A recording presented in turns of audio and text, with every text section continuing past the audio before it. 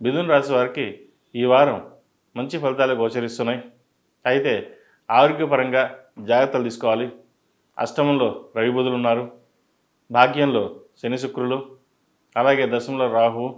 Career పరంగా కొన్ని అనాలోచిత నిర్ణయాలు తీసుకోవాల్సిన పరిస్థితి గోచరిస్తోంది. ఒక్కొక్కసారి రాంగ్ డెసిషన్ కూడా తీసుకునే అవకాశం కూడా ఉంది. కాబట్టి ఏదైనా డెసిషన్ తీసుకునేటప్పుడు నలుగురి సలహాలు సూచనలు తీసుకుని ముందుకు వెళ్ళడం చెప్పదగినది. లేకపోతే కెరియర్ పరంగా కొన్ని ఇబ్బందులు ఉండే అవకాశం గోచరిస్తోంది. నూతన ఉద్యోగం కోసం ప్రయత్నిస్తున్న వారికి కొంతకాలం వేచి ఉండడం అనేది చెప్పదగినది. అలాగే ఖర్చుల విషయంలో ఈ వారం బాగుందని చెప్పచ్చు. రూపాయికి ₹2 లాభం వచ్చే అవకాశం కూడా లేకపోలేదు. అలాగే వ్యాపారస్తులకు వ్యాపారపరంగా ఈ వారం బాగుంది, లాభసాటిగా ఉంటుంది.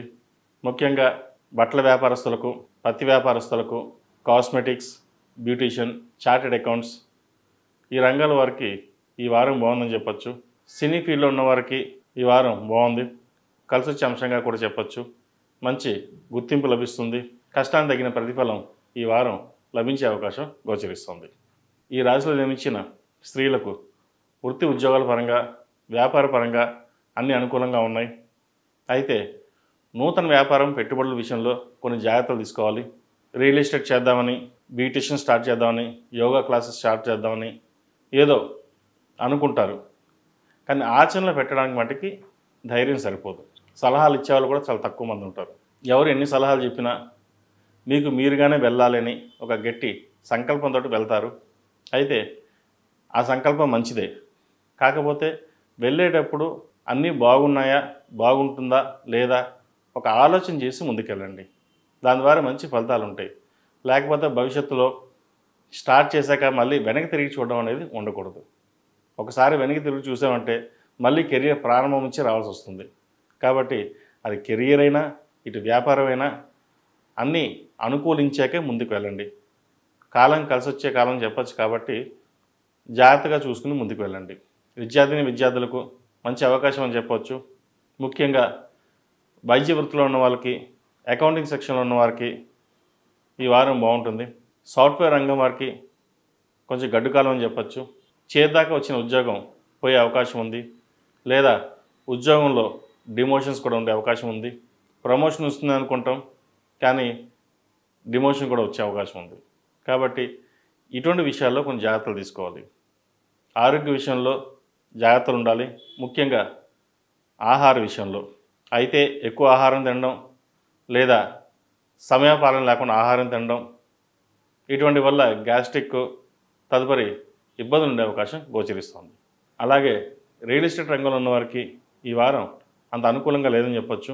కన్స్ట్రక్షన్ విషయంలో కావచ్చు, లోన్ల విషయంలో కావచ్చు, స్థలాలు అమ్మాలన్నా కొనాలన్నా విషయంలో కొంత జాప్యం జరుగుతుంది.